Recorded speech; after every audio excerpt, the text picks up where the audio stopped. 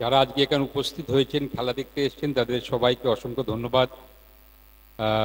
ধন্যবাদ জানাই এই একাডেমির সচিবকে, সঙ্গে শান্তনুকে, এরকম একটা টুর্নামেন্ট আয়োজন করার জন্য, এবং যেটা টুর্নামেন্টটা আমার বাবার নামে, লেট শ্রী চণ্ডী গাঙ্গুলির নামে। এটা অনেক বছর ধরেই হচ্ছে, কিন্তু প্রথমবার আমার আসা। সেখানে এসে খুব ভালো লাগছে, সুন্দর অ্যারেঞ্জমেন্ট।